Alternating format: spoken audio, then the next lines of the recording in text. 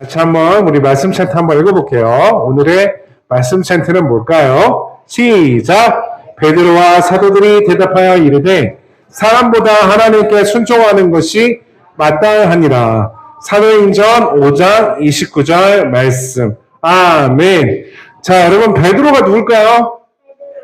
여러분들이 아는 그 분이길 바라요. 그 다음에 사도. 예수님의 예수님의 제자 중 제일 잘하는 한 명. 그래, 맞아. 뭘 제일 잘했을까? 운동을 잘했어요? 네. 예수님의 제자들 중에서 예수님의 말씀대로 순종해서 예수님이 다시 사시게 된 걸 전했던 사람들. 그쵸? 예, 사도들이었어요. 그래서, 네, 이르되 사람보다 하나님께 순종하는 것이 마땅하다고 했던 찬트를 같이 한번 보겠습니다.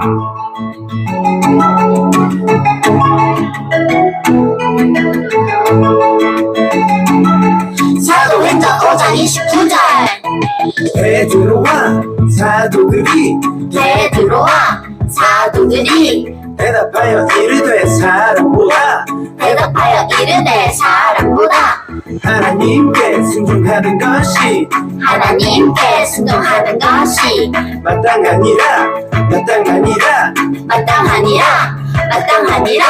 사도행전 5장 29절. 자, 우리 한번 들어보고 따라해볼까? 베드로와 사도들이 대답하여 이르되 사람보다 베드로와 사도들이 대답하여 이르되 사람보다 하나님께 순종하는 것이 마땅하니라. 하나님께 순종하는 것이 마땅하니라. 베드로와 사도들이 대답하여 이르되 사람보다 하나님께 순종하는 것이 마땅하니라. 베드로와 사도들이 대답하여 이르되 사람보다 하나님께 순종하는 것이 마땅하니라. 아멘.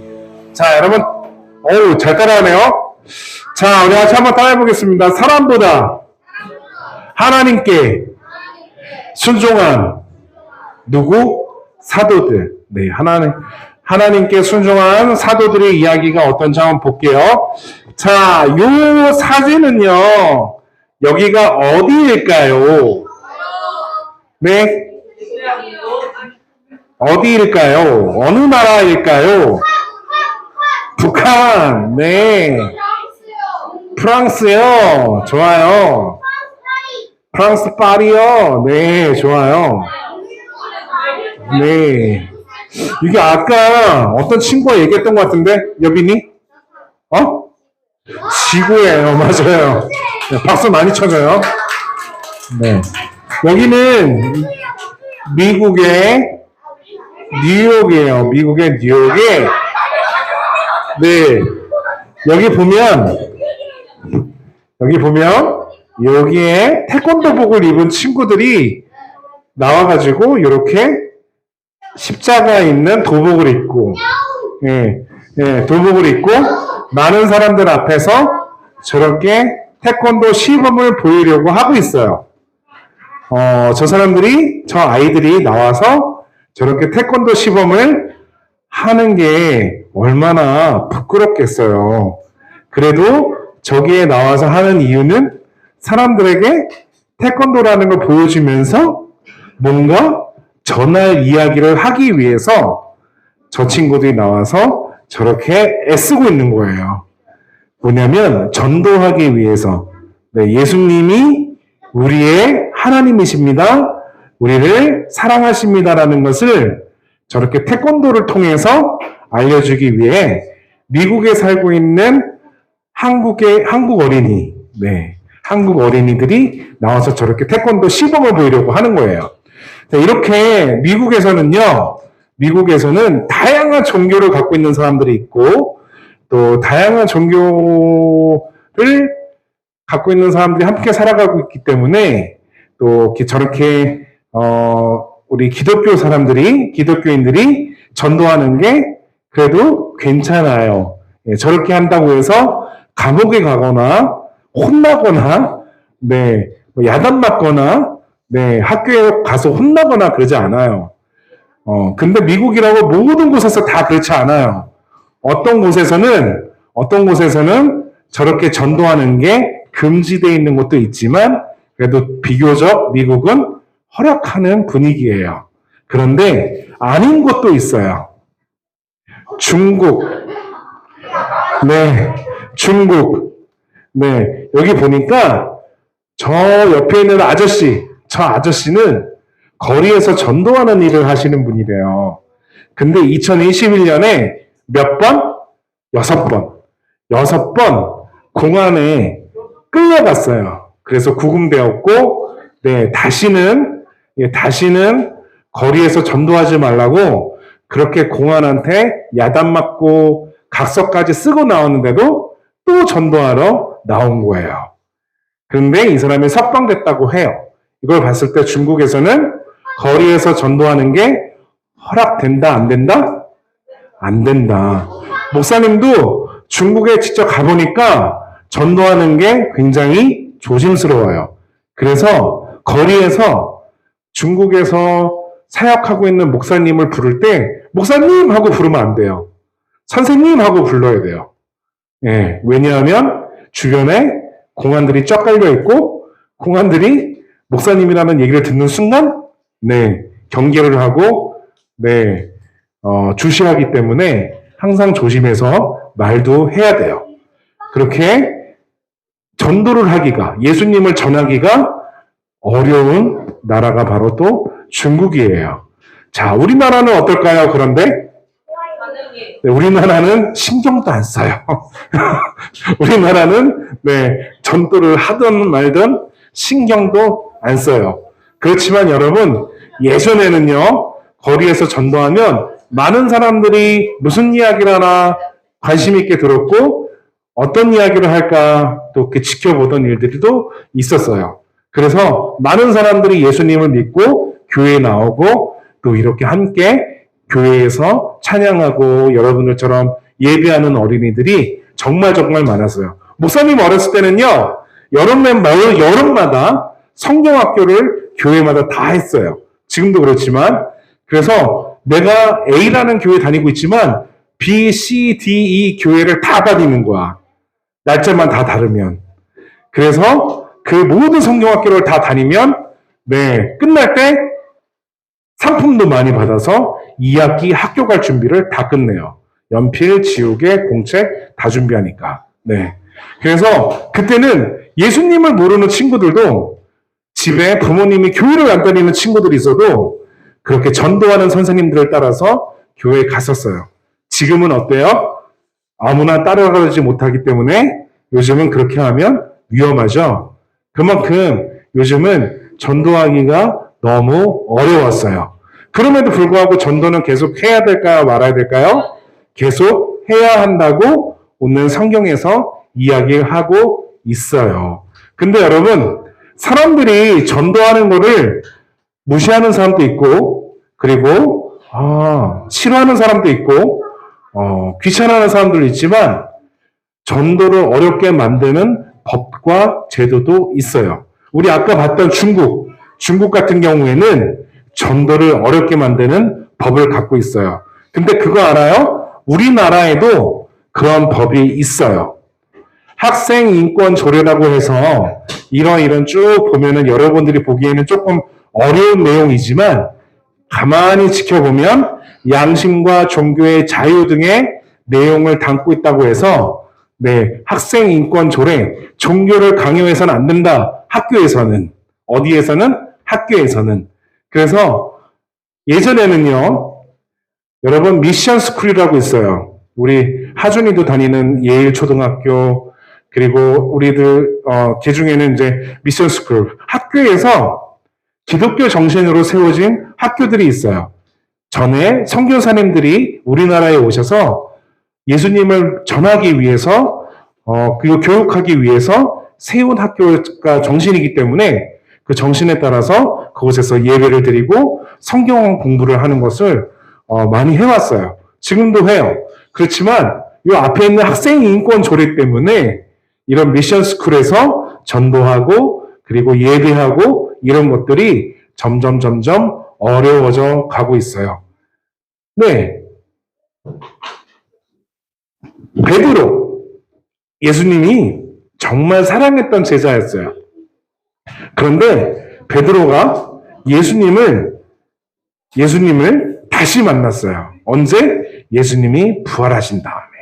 다시 사신 다음에 제자들에게 딱 나타났을 때 베드로가 예수님이 정말 하나님의 아들이신 것을 만나게 되었어요. 알게 되었다는 얘기고 깨닫게 되었다는 거예요. 그랬을 때 베드로는 그 삶이 바뀌었어요. 어떻게 바뀌었을까요? 오늘 우리 같이 볼 거예요.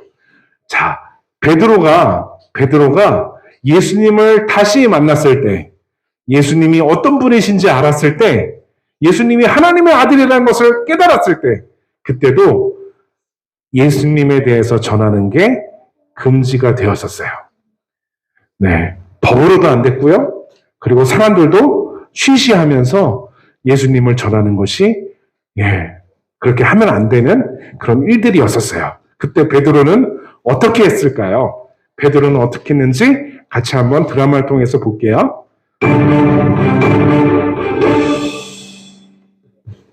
반갑습니다, 여러분. 요즘 핫한 인물들을 초대해서 이야기를 나눠보는 시간, 폴키 초대석 시간입니다. 오늘은 베드로님을 모셔보았는데요.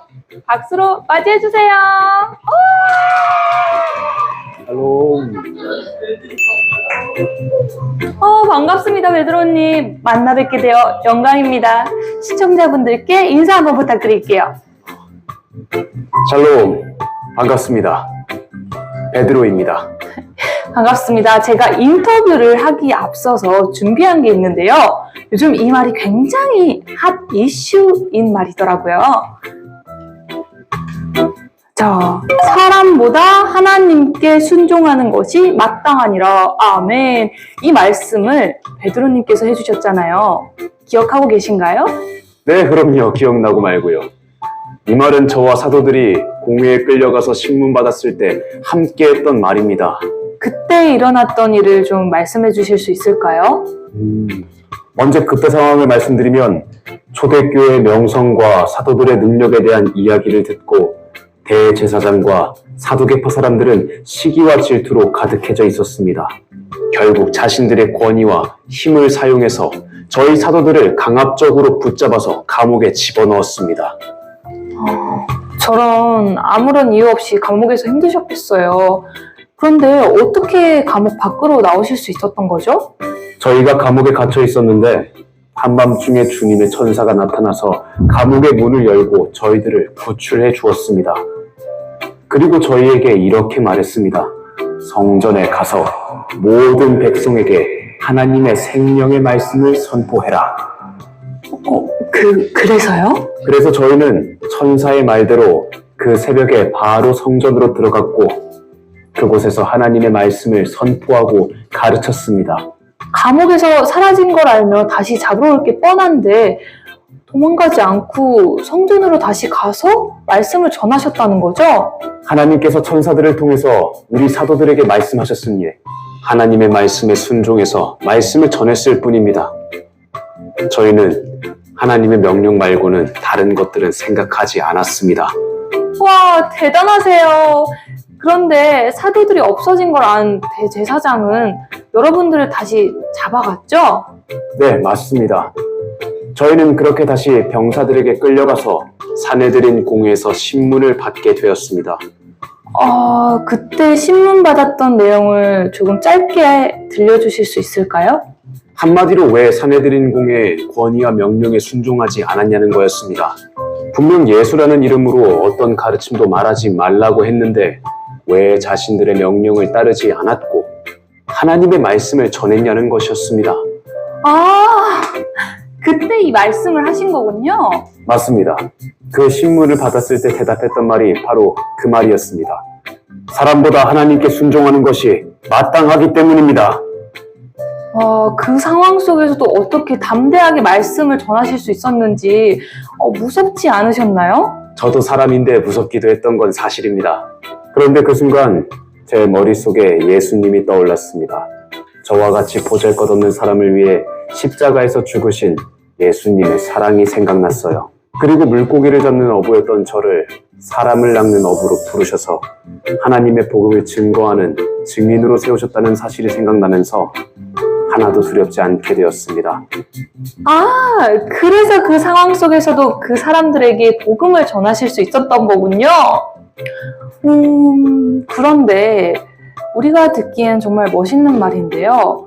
이걸 들은 대제사장이나 사두개파 사람들은 화가 났을 것 같아요. 그들의 명령을 거부한다는 말처럼 들렸을 것 같아서요. 맞아요. 저희의 말을 듣고 그 공회의 사람들은 분노해서 저희들을 다 죽이려고 했습니다. 그런데 그때 가말리엘이라는 율법교사가 저희를 대신해서 그들을 설득해 주었습니다. 가말리엘이라면 그 바리새파에 속해 있는 율법교사 말씀하시는 거죠? 그분은 모두에게 존경받는 율법교사 아닌가요? 맞습니다. 가말리엘은 하나님께서 갚으신다는 논리로 그들을 설득했습니다. 사도들이 가르치는 것이 사람으로부터 났으면 사도들이 무너질 것이고, 만일 하나님께로부터 났으면 도리어 자신들이 하나님을 대적하는 자가 될 수 있다는 것이었습니다. 그리고 풀려나게 되신 거죠? 채찍질을 조금 당하고 더 이상 예수의 이름으로 가르침을 전하지 말라고 경고하면서 우리들을 풀어주었습니다. 그래서 이제 예수님의 이름으로 가르치는 것은 그만하실 건가요? 아니요. 저와 사도들은 어떤 상황 속에서도 예수님을 메시아로 선포하고 복음을 가르치고 전하는 것을 멈추지 않을 것입니다. 그럼 마지막으로 질문 하나 드릴게요. 그렇게 두려운 상황 속에서도 두려워하지 않고 말씀을 전할 수 있었던 비결을 한마디로 정리해서 해주실 수 있을까요? 복음을 전하는 것은 하나님께서 우리에게 주신 명령이기 때문입니다. 복음의 증인인 우리는 그 하나님의 명령에 순종해야 합니다. 그렇군요. 저도 복음의 증인으로 하나님의 말씀에 순종할 수 있도록 더욱더 노력해야겠습니다. 그래요. 우리 모두가 복음 전하는 삶을 살면 하나님께서 기뻐하실 것입니다. 네, 벌써 마무리할 시간이 되었네요. 오늘 함께 해주신 베드로님 감사합니다. 샬롬. 사람보다 하나님께 순종하는 것이 마땅하니라. 이 말씀을 우리 홀리키즈 친구들이 기억하길 바랄게요. 우리 함께 인사하며 마쳐요. 다음 시간에 또 만나요. 안녕.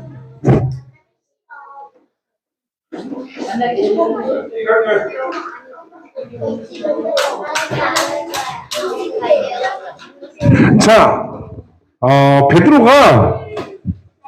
베드로가 예수님을 만났어요. 어떤 예수님? 다시 사신 예수님. 근데 그 예수님께서 뭐라고 말씀하셨죠? 성령을 받으라고. 그래서 베드로와 베드로의 친구들, 사도들이 함께 모여서 기도했을 때 뭘 받았어요? 성령님을 받았어요. 성령님이 함께 하셨다는 것을 어떻게 알았어요? 함께 기도했을 때 여러 나라의 말로 기도하는 것이 다른 사람들이 알게 되었어요. 어떤 사람들? 우리 지난번에 배웠잖아요. 예루살렘에 오순절에 방문했던 사람들, 그 사람들이 알게 되었고, 이 제자들이 성령을 받아서 이제는 레벨업이 된 거야. 자기네들이 이전과 같지 않다는 것을 알게 되었고, 성령으로 충만해져서 이제는 예수님을 전하기 위해 준비된 거야. 자, 그래서 예수님을 전하러 나가자! 그리고 딱 나갔어요. 야, 근데 많은 사람들이 이 제자들이 전하는 것을, 베드로가 전하는 거를 정말 기뻐하고 좋으면 좋겠는데 좋아했을까요? 아니요, 싫어했어요. 좋아하는 사람들도 있었어요. 그런데 싫어하는 사람들이 더 많았어요. 우리 아까 봤던 중국에서 거리에서 전도했을 때 예수님이 하나님의 아들이십니다. 예수님이 다시 살아나셨습니다. 라고 전했을 때 공안에 의해 잡혀가는 것처럼 많은 사람들이 이 베드로와 제자들이 이것을 전할 때 싫어했어요. 싫어했을 뿐만 아니라 어떤 사람들은 이 베드로와 사도들을 잡아서 감옥에 데려갔어요. 자, 그래서 여러분께 질문할게요. 우리 같이 홀기 초대석에 보니까 사도계파 사람들이 베드로와 사도들을 시기했던 이유가 있어요. 뭘까요? 여러분 뭐라고 봤어요? 예수님의 이름으로 기도해서 예수님을 믿는 사람들이 갈수록 많아졌는데 그 이유가 이 사람들, 베드로와 사도들이 전했던 내용 때문에 갈수록 사람들이 많아지니까 시기해서, 시기심이 생겨서, 싫어했어요. 자, 여러분, 사두개파 사람들은 어떤 사람들이냐면 성경을 열심히 공부한 사람들이에요. 그래서 성경의 내용들이 어떤 내용인지 잘 아는 사람들이에요. 그런데 이 사람들이 제자들이 했던 내용 중에서, 했던 말들 중에서, 전도했던 내용들 중에서 가장 민감했던 이야기가 있어요. 뭐냐면 예수님이 죽으셨는데 다시 사셨다는 거예요. 여러분, 이 사두개파 사람들은 성경을 많이 공부했지만 예수님이 부활하셨다는 것을 믿을 수가 없는 사람들이었어요. 그래서 믿을 수 없기 때문에 베드로와 그 제자들이 말하는 걸 사람들이 듣고 그 말을 따라서 예수님을 믿으려고 하는 사람들이 많아지는 것을 시기했어요. 불편했어요. 그래서 어떻게 했어요? 베드로와 사도들을 잡아서 때리고 예수님의 이야기를 전하지 못하게 주의를 줬어요. 그런데 제자들이 어떻게 했어요? 하나님의 은혜로 풀려나갔고 다시 나가서 도망갔어요? 어디로 갔어요? 다시 성전으로 갔어요. 그 사람들이 잡혔던 그 성전에 다시 가서 하나님의 말씀을, 예수님을 다시 전했어요. 그렇게. 다시 그렇게 전했다고. 온 힘을 다해서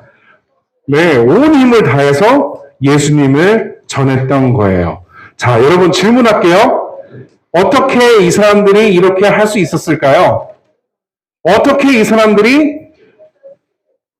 예수님을 전하면 혼나고 감옥에 갇히고 매맞고 그리고 사람들한테 욕을 먹는데도 왜 이 사람들은 그렇게 용기 있게 예수님을 전하러 다시 올라갔을까요?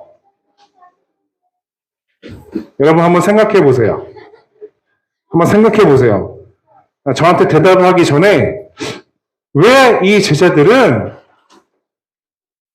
예수님을 전하면 감옥에 갇히고 욕을 먹고 그래서 왕따가 될 수도 있는데도 이 사람들은 왜 다시 그 성전에 올라가서 예수님을 전하게 되었을까? 그건요, 하나님이 살아계심을 이 사람들은 믿었기 때문이에요. 예수님이 그 말씀대로 십자가에 달리셨다가 죽으셨는데 3일 만에 다시 살아나신 걸 보니 그게 믿어졌고 그걸 통해서 하나님이 살아계셔서 지금 우리와 함께 하신다는 것을 알았기 때문이에요. 그래서 다른 사람들이 너 그거 하지 마, 너 그거 하면 안 돼, 그렇게 협박하고 명령하는데도 그 말을 따르지 않고 누구 말을 따랐어요? 하나님의 말씀을 따랐어요. 왜? 하나님이 말씀하신 그 미션을 통해서 많은 사람들을 살리기 위해서 그 일을 계속했던 거예요. 여러분, 그 덕분에 우리는 지금 이곳에서 예수님의 이야기를 듣게 되고 예수님께 예배할 수 있게 되는 거예요. 그래서 여러분, 우리가 제자들처럼 살 수는 없어요. 우리가 예수님을 전할 때 누군가 나를 그렇게 하지 못하게 하고 내가 예수님을 이야기할 때 누군가가 나를 못하게 한다고 해서 내가 또 해야지. 목사님도 자신 없어요. 그렇게는. 그렇지만 사도들이 했던 모습을 통해서 우리는 하나님은 살아계시고 그 살아계신 하나님을 전하기 위해서 아낌없이 그 삶을 바쳤던 사도들을 통해 그 복음이 예수님이 얼마나 위대하시고 소중한 분인지 우리는 다시 한번 깨달았으면 좋겠어요. 그 예수님이 지금 저와 여러분들 사이에 함께 계세요. 눈에 보이진 않지만 그 예수님이 우리들 가운데 함께 계셔서 이 예배를 받아주시고 우리 하루하루의 삶 가운데 우리가 행복하게 그리고 우리가 기쁘게 우리가 능력 있게 살기를 간절히 바라신다는 것을 여러분들 잘 알았으면 좋겠습니다. 자, 우리 함께 기도하고 말씀을 마칠게요. 두 손 모을까요? 오늘 여러분들 조금 어려운 이야기를 들었겠지만 나와 상관없는 이야기를 들었다고 생각할 수 있겠지만 이 기도를 할 때만큼은 우리가 한 마음이 되었으면 좋겠습니다. 우리 같이 앞에 보고요. 한 목소리로 기도문을 읽으며 기도했으면 좋겠습니다. 시작! 하나님, 세상과 사람들의 방해 속에서도 하나님의 말씀에 순종해서 언제나 복음을 전하는 제가 되게 해주세요.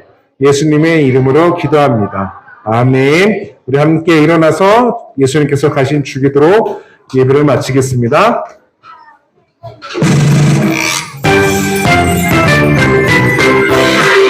우리 아버지여 이름이 거룩히여 이를 만드시오며 나라가 이같이 펴듯이 하늘에서 이루어진 것 같이 땅에서도 이루어지라 내 우리에게 일용할 양식을 주시옵고 우리가 우리에게 죄지은 자를 사하여 준 것 같이 우리 죄를 사하여 주시옵고 우리를 시험에 들게 하지 마시옵고 가난하게서 구하시옵소서. 나라와 권세와 영광이 아버지께 영원히 있사옵나이다. 아멘. 네, 자리에 앉으시고요.